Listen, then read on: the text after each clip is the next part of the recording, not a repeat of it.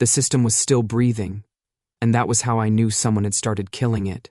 At 2 in the morning, the 47th floor of Cole Group belonged only to glass, neon, and me. The city pressed its glowing veins against the windows. Inside, the trading floor was dark, the kind of dark that hummed. Servers whispered behind the walls. My monitors were the only constellation left. I watched the numbers the way doctors watch chests. Up, down, micro delays, a stutter in the liquidity flow that didn't belong to any natural market rhythm. The system was compensating. That was the problem. One of my old stabilizing algorithms had activated itself. A ghost protocol. A model I hadn't touched in years, designed to kick in only when something was tearing too fast to patch manually. My fingers hovered over the keyboard. They were cold, not metaphorically, physically cold, as if I'd been holding snow instead of glass. Pressure built behind my sternum, familiar and unwelcome. The low electrical buzz I'd lived with since my 20s. The sound of structures straining somewhere I couldn't see. Ryan? Noah's voice drifted from the open space. You're still here? Man, even the cleaning bots went home. Something's wrong, I said. He came closer, peering at my main screen. Wrong like coffee machine broke, or wrong like regulators are about to have an orgasm. Wrong like the system is breathing on its own. That wiped the smile off his face. Before he could ask anything else, the elevator bank chimed. Once, then again, footsteps followed. Too many, too coordinated. The security doors slid open. Men and women in dark suits entered like a tide. Not Cole Group. Their badges were wrong. Their shoes were expensive in a way ours weren't. At their center walked a man who didn't rush. He didn't need to. The air changed when he stepped onto the floor. Subtle, but my lungs noticed. Like the pressure drop before a storm. He was tall, broad-shouldered, dark-haired, his presence folding the space around him. An alpha, in the way the word had been meant before it was turned into marketing. His gaze found me instantly. Not the screens, not the servers. Me. Ryan Cole, he said. His voice was quiet. That was worse than if it hadn't been. I stood, slowly. My chair whispered back. Yes, Hale and Blackwell, he continued. By order of the Financial Oversight Committee and pursuant to emergency acquisition statutes.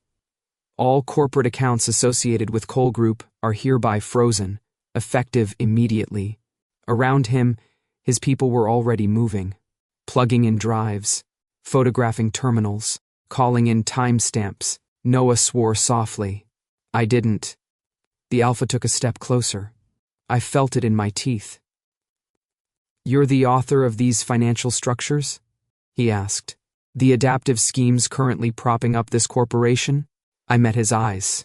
Dark, focused, curious in a way predators were curious when something didn't behave like prey. No, I said. He waited. I'm the reason, I finished. They're still alive. Something sharp and electric passed through his expression, like recognition, like interest, and like the beginning of a very bad problem. The room had no windows. That was the first thing I noticed. No glass, no skyline, no neon pulse to remind you the world still existed. Just matte gray walls, a black table, and light panels humming softly overhead, the kind of room designed to make time irrelevant.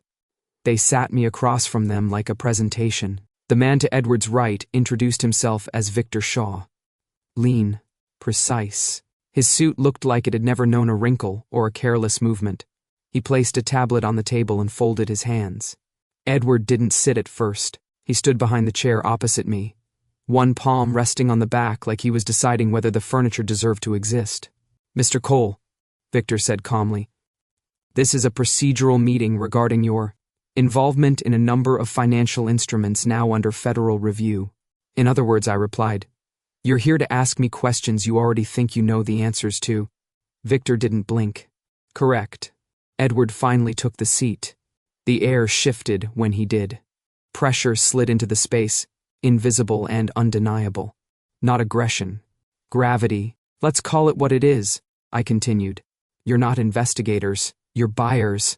You come in when something's already dying and decide which organs are still worth money. Victor's mouth tightened by a millimeter. Edward only watched me.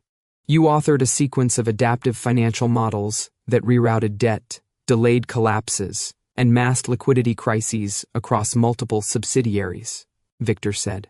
These models were used in what appears to be an extended concealment of corporate insolvency. Appears, I echoed. That's doing a lot of heavy lifting. Did you write them? Edward asked. Yes. Did you know they were being used to hide criminal activity? They were being used to stop cardiac arrest, I said. What someone else did while the patient was on life support isn't the same thing. Victor tapped his screen. That's not how regulators will see it. I'm not here to manage regulators' feelings. Edward's gaze sharpened. There it was again. That faint dissonance, like a sound he couldn't quite place. He should have been sitting in rot, in decay, in the financial equivalent of a corpse. Instead, what he felt, what his body insisted on feeling, was tension. Bindings, pressure points, carefully wrapped, not severed. I wasn't trembling. I wasn't begging. My pulse was steady enough that he could almost hear it. Strange, he thought distantly. Most men in this room were already ghosts. I leaned back in my chair, folding my arms. If you're going to carve something up, I said lightly, you should at least understand its anatomy first. Behind Edward's eyes, something sparked. Interest, and storms, I realized, didn't always mean destruction. Sometimes they meant change. My father's office overlooked the river. It always had. 48 floors up, glass walls curving like a lens, leather that smelled faintly of citrus and money. The kind of space designed to make you feel small without ever raising its voice. Marcus Cole stood by the window when I walked in, hands clasped behind his back, watching the city as if it were something he'd built and might one day sell. He didn't turn, right away. Sit down, Ryan, he said mildly. I didn't. He sighed, the way men sigh when they're about to become patient. A tablet lay on his desk. The screen was already lit.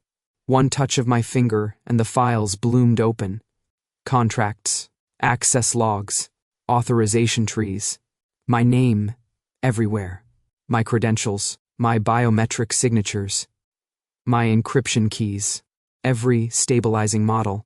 Every debt-shifting scaffold. Every emergency patch. Authored by Ryan Cole. Deployed by Ryan Cole.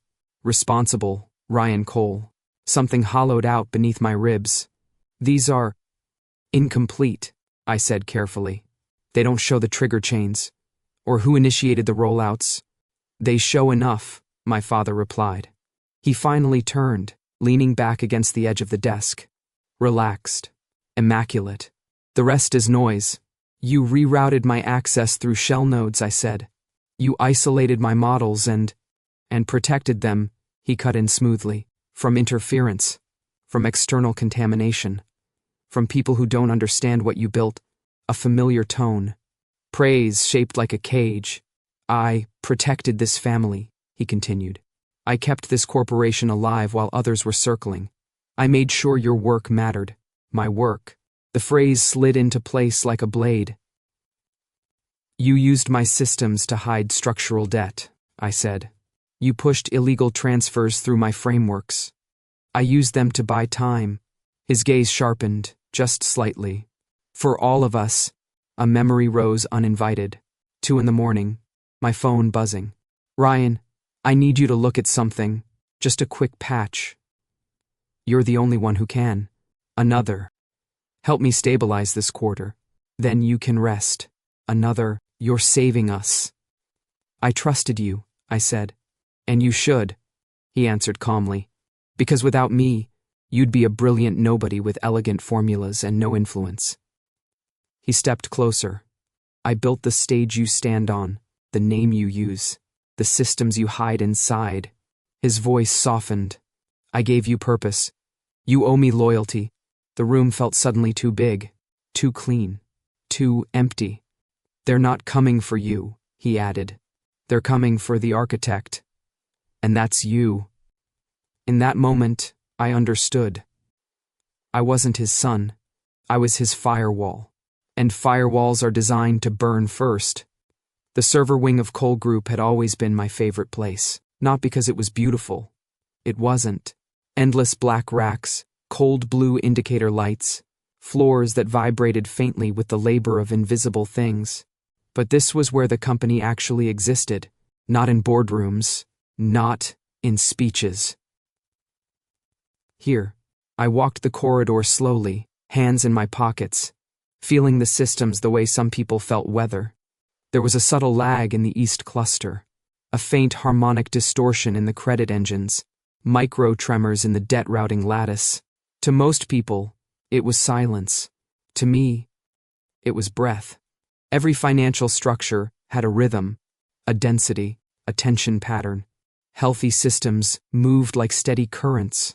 Dying ones stuttered, gasped, tore themselves into noise. Cole Group wasn't gasping. It was wrapped, bound, like a body held together by too many bandages. Edward followed several steps behind me, his presence heavy in the narrow corridor. I didn't need to look to know he was there. The air felt compressed, like glass before it shattered. "You walk like a doctor," he said. "I listen like one," I replied. He studied the rows of servers, his expression unreadable. To Edward Hale, systems didn't whisper. They pressed. From the moment he stepped into failing corporations, there was always the same sensory storm, pressure behind the eyes, metallic bitterness at the back of the tongue, a low, invasive roar under every thought, instinct screaming that something was wrong, unstable, ready to break. Cole Group should have been deafening. Instead, it was restrained. The noise was still there, but muted, redirected, as if someone had taken a collapsing structure and forced it to breathe through narrower channels. And when Ryan moved through the space, that pressure eased. Not vanished. Eased. Edward stopped walking. "Run a full independent audit," he said quietly into his comm. "Not the corporate one.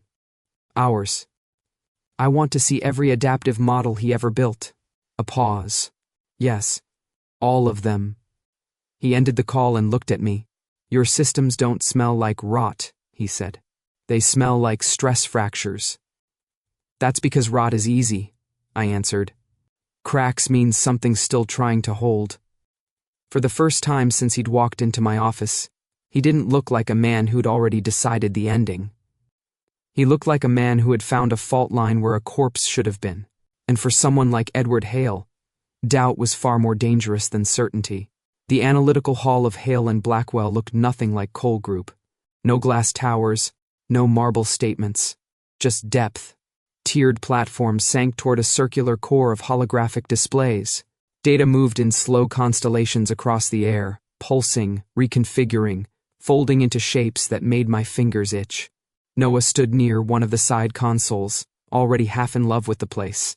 "This is obscene," he muttered. "Do they even let normal humans work here? Or do you have to be engineered in a lab?" Edward ignored him. "Show me," he said to me. One of the suspended models expanded at my gesture. Layers unfolded. Liquidity flows, debt channels, corporate arteries glowing in pale lines. At first glance, it looked exactly like what Victor wanted it to look like. A maze, a mess, a fraud. I rotated the structure, then split it. "What you're seeing," I said, "isn't extraction. It's redistribution under compression." I highlighted a cluster of red nodes. These sectors were failing 3 years ago. Shipping, biotech, 2 of the holding banks. They should have cascaded.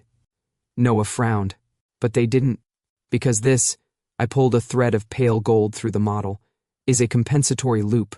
It diverts micro-liquidity from high-frequency speculative pools. Fractions of fractions. Too small to notice individually. The numbers began to move.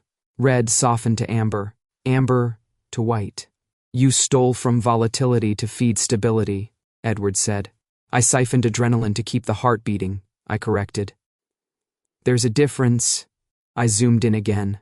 "These hidden structures, they're not profit channels, they're braces. Temporary load-bearing scaffolds." Noah's eyes widened. These are support systems." "Yes." Edward stepped closer. Very close. Up close, he smelled faintly of something sharp and clean. Not cologne. Ozone. Rain before lightning. Then why hide them? He asked. Because if you expose life support too early, I said quietly, the body panics. Investors flee. Regulators suffocate it with process. You don't heal something by ripping the 4 out. I deconstructed the model with a flick of my hand. What you're looking at isn't theft, I finished. It's triage. Silence spread through the hall. Noah let out a breathless laugh. That's not criminal. That's insane. In a good way. Edward didn't speak. He watched the empty air where the structure had been. His expression no longer predatory, but architectural, as if, for the first time, he wasn't seeing a crime. He was seeing a design. The doors closed behind the others with a sound too soft to be polite.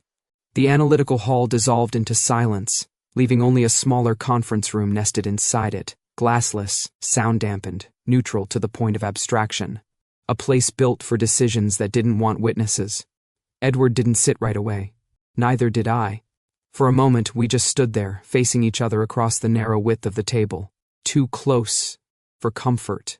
Too far for honesty. How long? He asked. The question didn't need context. I exhaled through my nose. The first compensatory model? 6 years ago. His eyebrows lifted slightly. The first structural bypass? I continued. 5. The first full stabilization lattice? 3. 6 years, he repeated quietly. Of keeping a dying system upright, I corrected. Of listening to it break, and figuring out how to make the sound stop. Edward leaned back against the table, folding his arms. The movement made the room feel smaller. This corporation should have collapsed twice in that time, he said. It wasn't an accusation, it was an assessment. Yes. And you stopped it. I delayed it, I replied. There's a difference. He studied me as if recalibrating something internal. A map, maybe.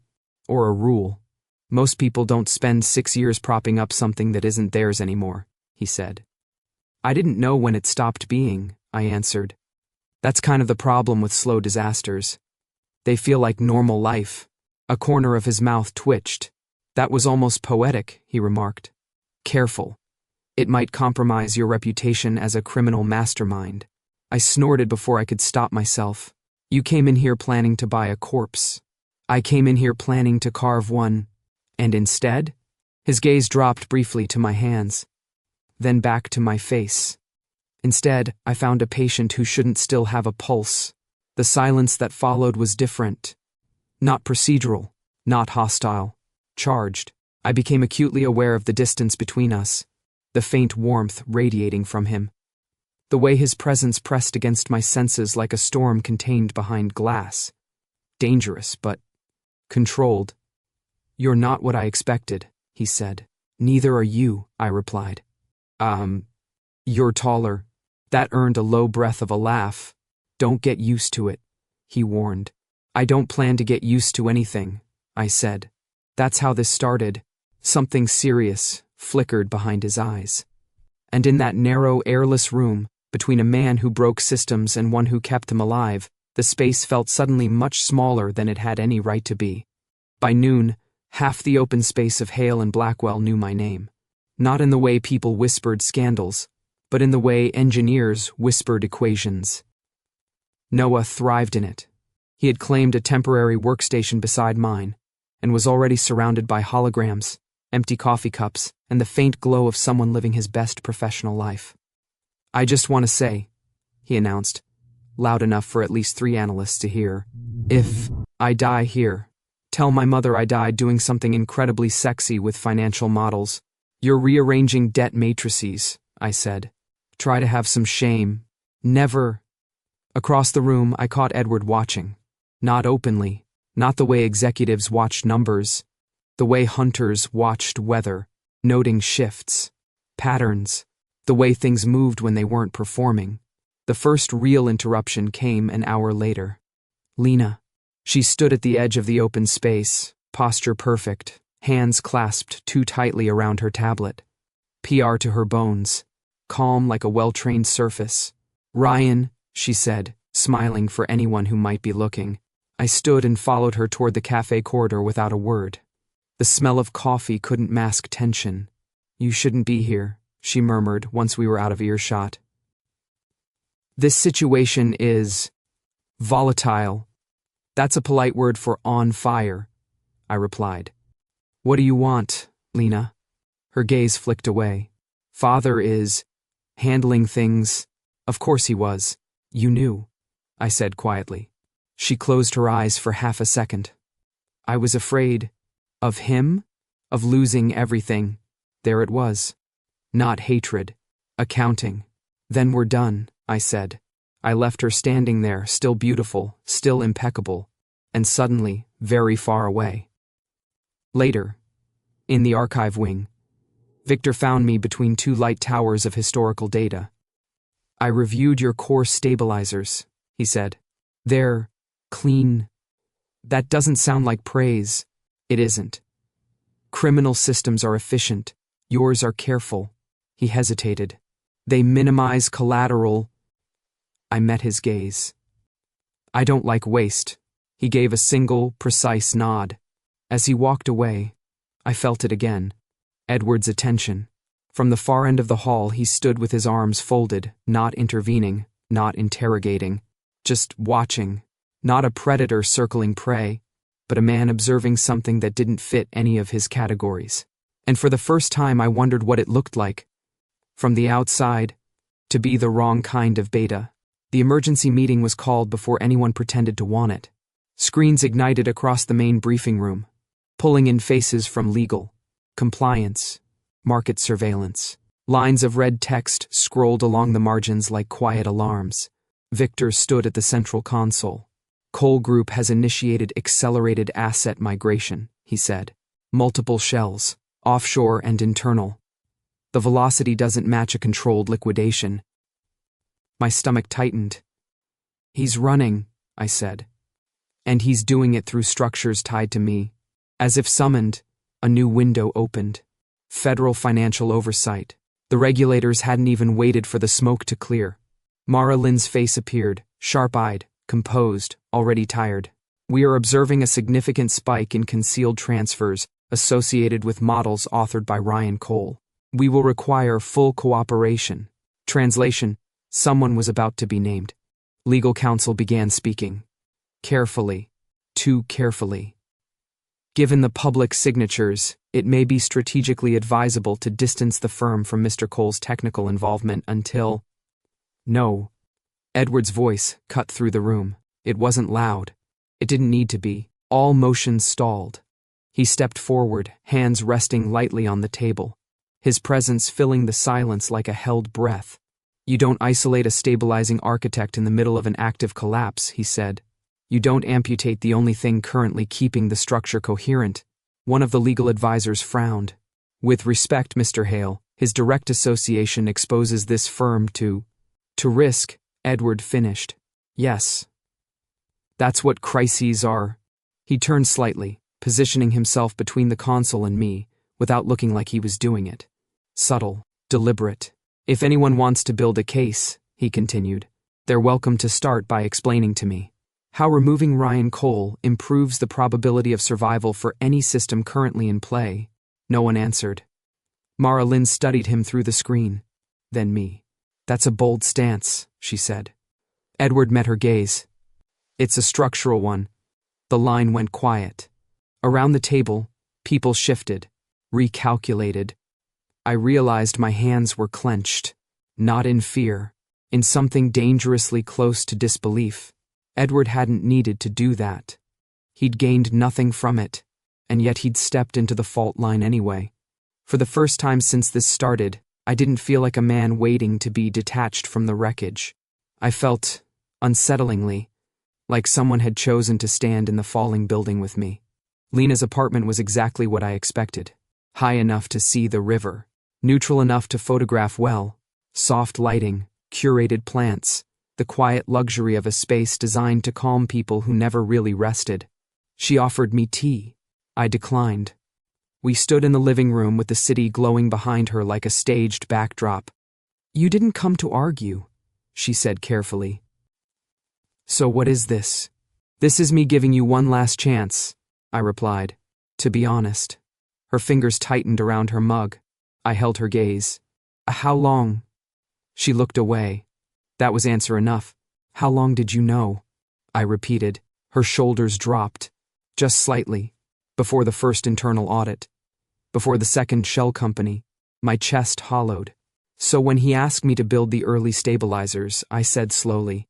When he said it was temporary. When he said we were just buying time. I knew what he was doing, she whispered. The words settled into the room like dust. Why didn't you tell me? She laughed once, quietly. Not humor. Damage. Because I was afraid, she said. Of him. Of the board. Of losing everything we had. We? I echoed. You think this life is easy? She shot back suddenly. You think I don't see what he is? I grew up in the same house you did. But I learned early what happens to people who stop being useful. There it was. The family motto, stripped of its politeness. I thought, she went on, softer now, that as long as you stayed indispensable, he wouldn't touch you. My mouth felt dry. So you let me build his shield. She flinched. I let you survive, she said. Or I tried to. No, I replied. You let him own me. Silence stretched between us, heavy and absolute. All the late nights, the urgent calls, the praise that always came packaged with another request. I hadn't been her brother. I'd been infrastructure. I didn't mean for it to go this far, she said. It always does, I answered. That's what systems do. I walked to the door. Ryan. I paused. Hand on the handle. I hope it was worth it, I said quietly. Then I left, carrying the strange, weightless grief of someone who had just realized his family had never really existed at all. The server archive was buried 3 levels below the main floor, past biometric locks and temperature thresholds that made most people uneasy. I'd always liked it down here. Cold kept things honest. Edward followed me between the rows of sealed black columns, their internal lights pulsing like distant stars. The hum was deeper here. Slower. The kind of sound you felt in bone. I need to show you something, I said. Not a defense. Not an explanation. A confession. I keyed in a private sequence. The central airspace bloomed. Not one model this time. Hundreds. Layered transparencies unfolded over one another. Financial systems, debt lattices, supply chains, credit circulations, interwoven into something that looked disturbingly like anatomy. Arteries. Nerves. Scaffolding. This, I said, rotating the structure, is coal group as it really is. Not how the board presents it. Not how your analysts map it.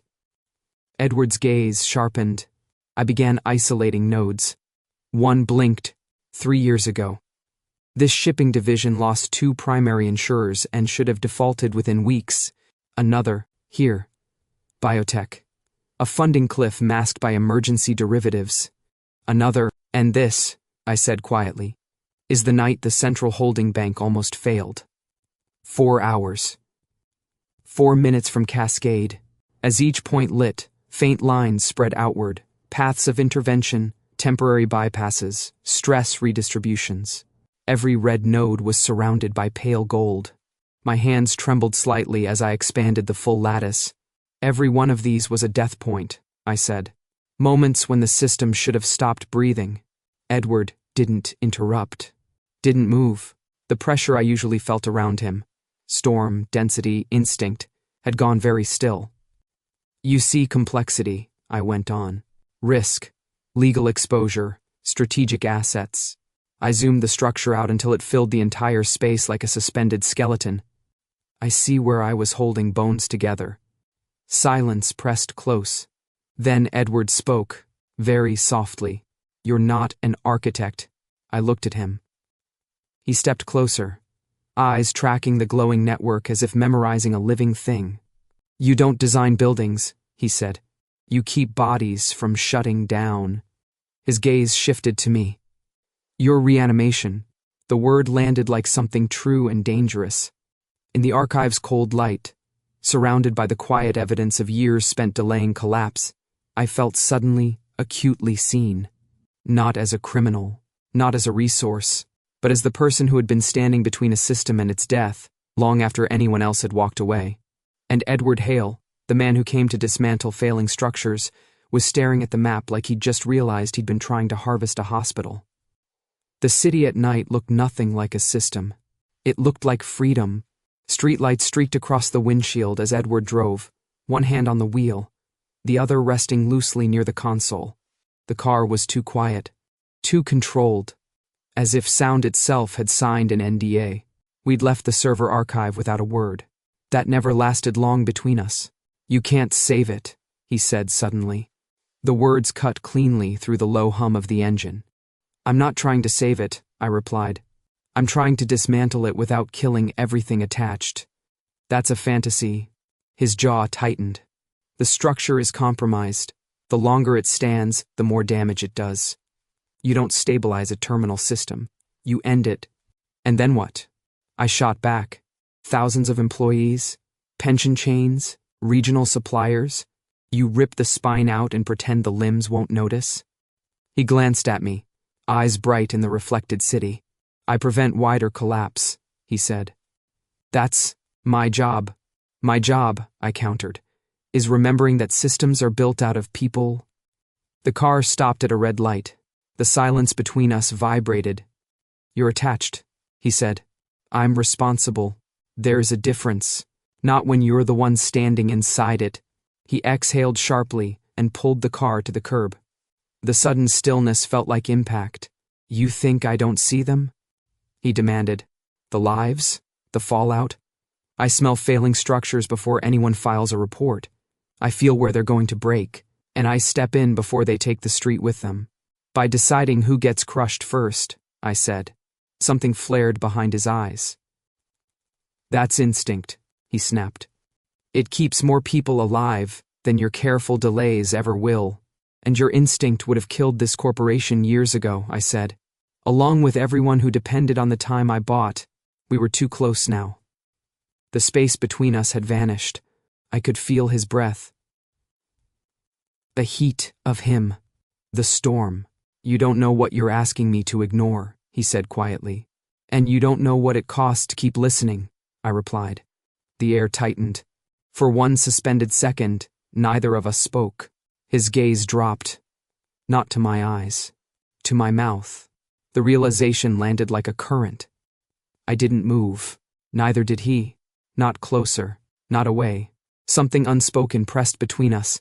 Dangerous and magnetic, and entirely inappropriate. Then he leaned back abruptly, one hand cutting through the space like he was clearing smoke. "This is a mistake," he said. "Maybe." But as he pulled back into traffic, my pulse didn't slow, and neither, I was certain, did his. Because storms don't vanish when you drive through them. They follow. I woke to the sound of my phone vibrating itself into panic. Not a call. Dozens. Messages stacking so fast, the screen stuttered. The first headline loaded before I could unlock it. Financial architect of Cole Group linked to years of illegal schemes. Another. Inside the models, how one man hid a corporate empire's debt. Another. Ryan Cole, the quiet mind behind a billion-dollar fraud. The world had found its villain. By the time I reached the press level of Hale and Blackwell, the room was already full.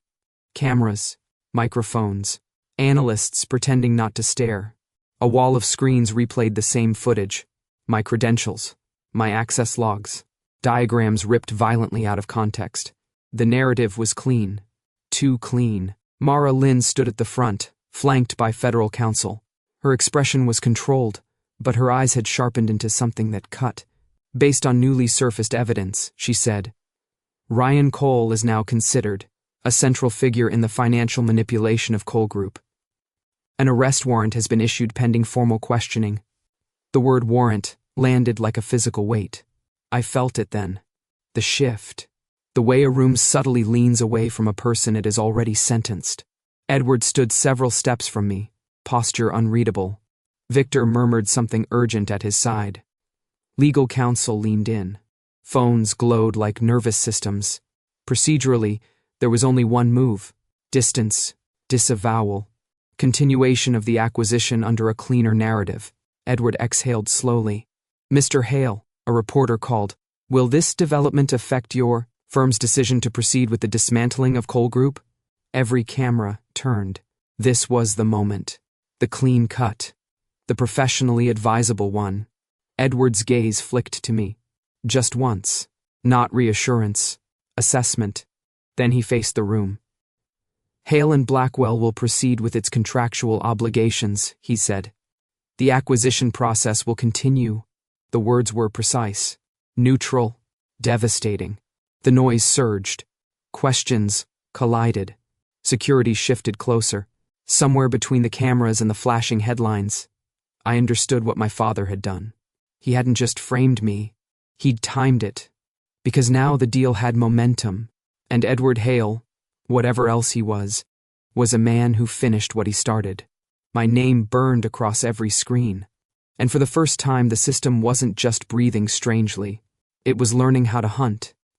The apartment wasn't mine. It belonged to a shell company that belonged to another shell company that belonged to someone who had once owed Cole Group a favor. Empty. Furnished.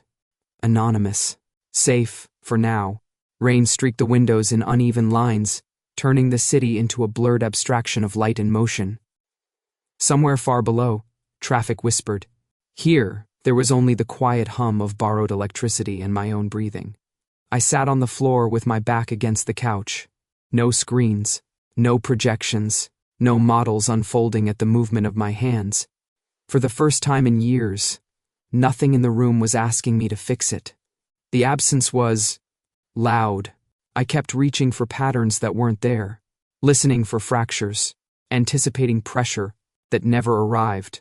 My nervous system hadn't gotten the message yet. I was supposed to be calculating outcomes.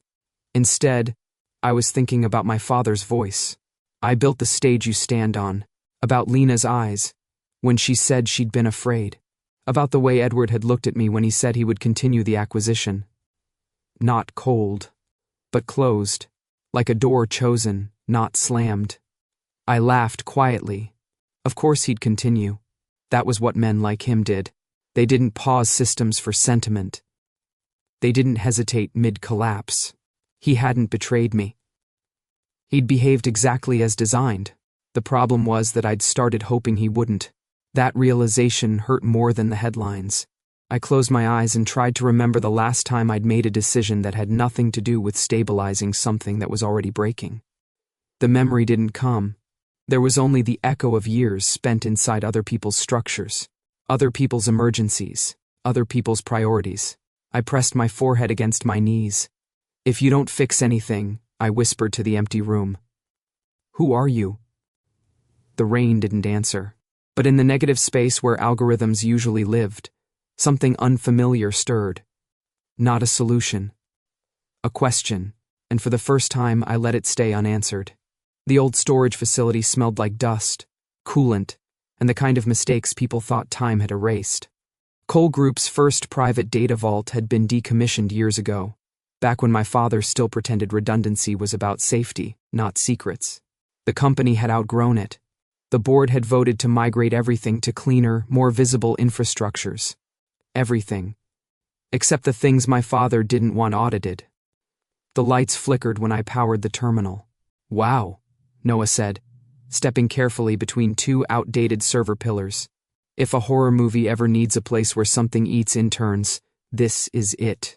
Comforting, I muttered, plugging in a portable drive. He grinned nervously. I cope through charm. The interface bloomed slowly, like something waking from a long coma. I bypassed the first layer. Then the second, old encryption, my own early work, back when I still believed locks were built to protect, not conceal. There, I said quietly. Noah leaned in. What am I looking at? Raw deployment logs, I replied. Before Father rerouted my access, before he wrapped everything through shell authorization trees, I isolated a timeline. Requests, overrides, trigger commands, all originating from one executive node, not mine. My father's. My breath caught as I expanded the sequence. Every late-night emergency. Every just stabilize this quarter. Every activation of my systems without my presence. All of it logged, stamped, traceable. He's been ghost operating your models for years, Noah said softly. Yes, I answered. And now I can prove it. Noah let out a slow, incredulous laugh. Ryan, this is huge. This isn't a defense. This is a map. I saved the files to 3 encrypted drives. Hands steady. Pulse loud. For the first time, I said, the architecture tells the truth. Noah straightened. Okay. So what's the play, boss?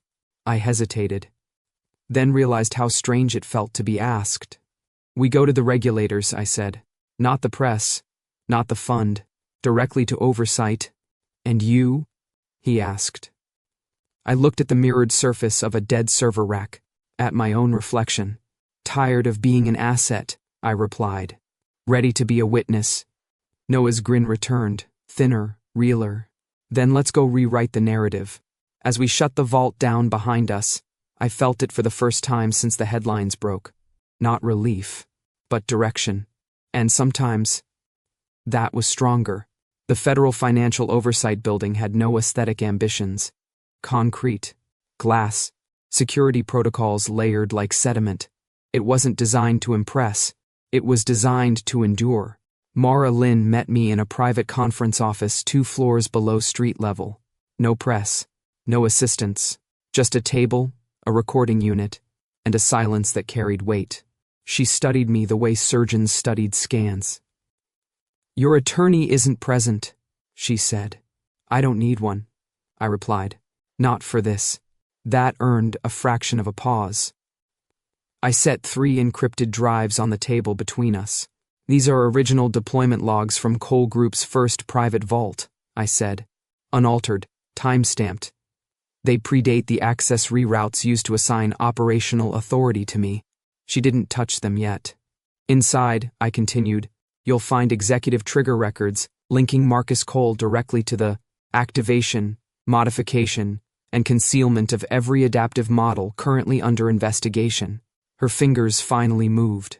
Light from the ceiling slid across the metal casings. You're offering evidence, she said carefully. I'm offering architecture, I replied. Patterns, decision chains. You won't just see what he did. You'll see how long he did it, who he looped in, and which subsidiaries were designed to fail quietly. She looked up. And what are you asking in return? The question surprised me. I hadn't come to bargain. Nothing, I said. I'm not negotiating immunity. I'm not pleading misdirection. I'm not asking to be spared. I met her gaze, steadily. I'm giving you the spine of a system that's been lying to the world. What you do with it is your job. Silence stretched. Then Mara leaned back slightly. You understand, she said, that this will not end quickly. That your father will not be the only name implicated. That your own role will be scrutinized. Yes, and that you may not like where the scrutiny leads. I already don't, I replied. That's why I'm here. Something in her expression shifted. Not kindness. Recognition. Very well, Mr. Cole, she said. We will open a formal investigative process immediately. She gestured to the drives. These will be logged as voluntary disclosure. Voluntary. The word landed differently than seized ever had. As I stood to leave, I realized something subtle and irreversible had changed. For the first time in this entire collapse, I hadn't reacted. I hadn't compensated. I had chosen. And the system, for once, would have to follow me. The first arrest happened on a Tuesday. By Friday, there were 6. By the following week, the market had learned how to say my father's name without reverence. The hearings weren't televised in full. Only fragments reached the public. 30-second clips of suited men entering courtrooms. The still frames of familiar faces rearranged into unfamiliar positions. Defendants, witnesses. The word Cole slid off the company's logo and onto legal documents. I watched most of it from rooms that didn't belong to me. Screens muted, news feeds running without sound. Marcus Cole did not look smaller in custody. He looked exposed. The immaculate suits were gone, the careful backdrops replaced by neutral walls and government insignia. For the first time in my memory, he stood inside a structure he had not designed. Mara Lynn's voice carried clearly in one of the briefings. The investigation has established a multi-year pattern of concealed asset migration, executive-triggered model manipulation, and intentional misattribution of operational authority. The words were dry. The effect was not. Coal Group's stock didn't fall. It emptied. Markets don't mourn. They reallocate. Trading floors bled color. Subsidiaries froze operations. Credit agencies rewrote entire risk sectors in the space of a morning. The corporation didn't collapse. It unraveled. And in that unraveling, the truth surfaced. Internal correspondence, shell directives, override hierarchies. My name appeared in the reports, but no longer alone. Now it was threaded through with others, including his. The moment they showed his authorization node on the central chart, Marcus Cole's executive signature branching into every critical activation, the room I was in went very quiet. Noah exhaled sharply beside me. They can't walk that back, he said. No, they couldn't. The world had been shown the spine, and it was not mine. Outside, somewhere far above the noise of screens and analysts and crisis cycles, a man who had built his empire on invisible leverage was learning what it meant to have nothing left to hide behind. The balances were open now, and nothing unstable survives that kind of light. The office was empty in a way that felt intentional. No analysts, no legal teams, no quiet murmur of deals in motion. Just a wide floor of dark glass and the city's reflection drifting across it like a second, softer architecture. Edward stood near the windows when I arrived, jacket off, sleeves rolled, phone set face down on the table behind him. Not working, waiting. We didn't talk at first. The silence between us no longer crackled. It settled. They'll finish dismantling the remains within the month, he said eventually. There's nothing structurally viable left. That was always the outcome, I replied. He nodded once. Yes. Another pause. This isn't about the acquisition, he added. I know. He turned to face me fully. What you did, he said, wasn't an extraction. It was a declaration.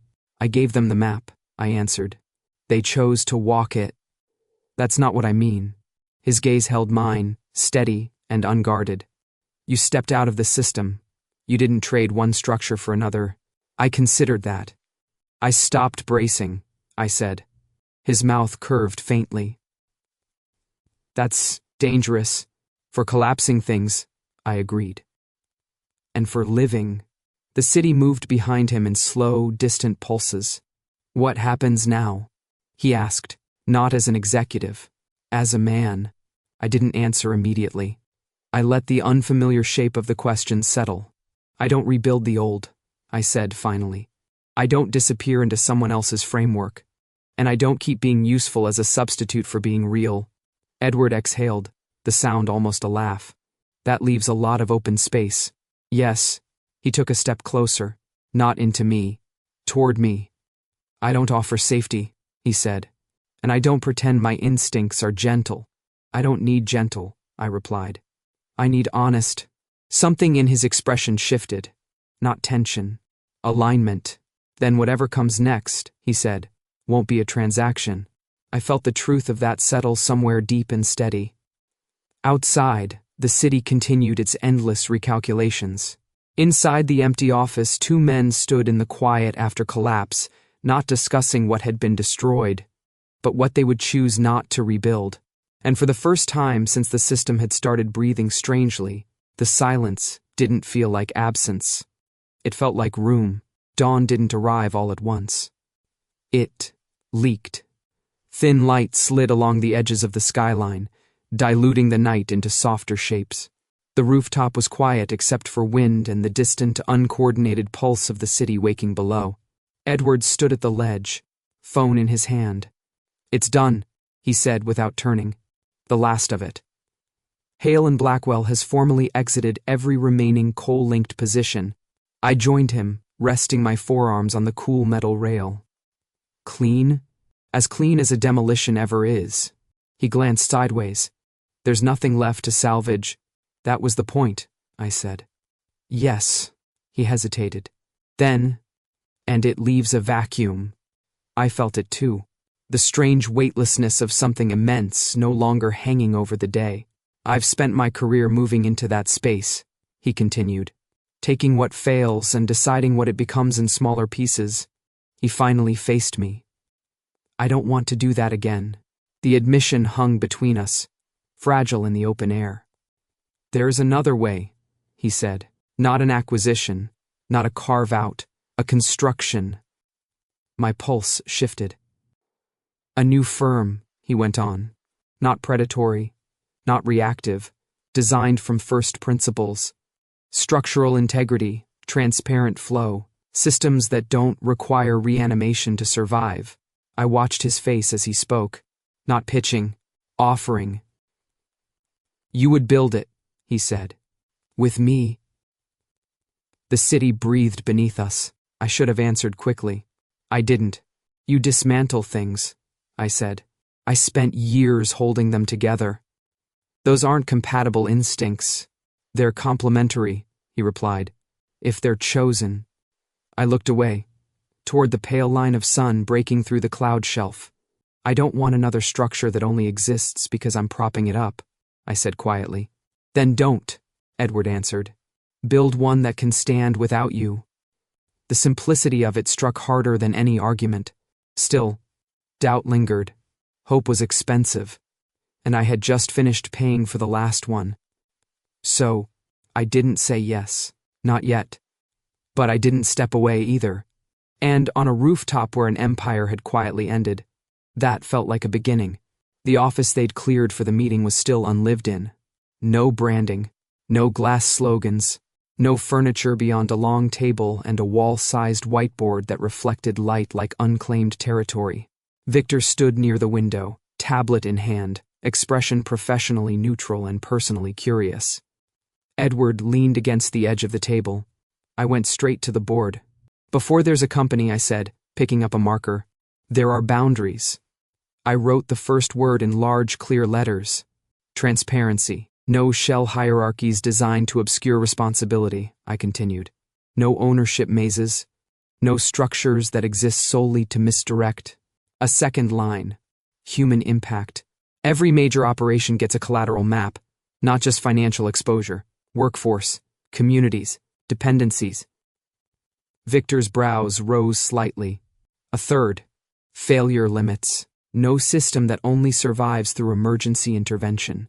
If it requires constant reanimation, it doesn't scale. It retires. I stepped back, breathing once. And this, I added, writing more slowly. Co-authorship. Edward watched the word take shape. No silent partners, I said. No invisible architects.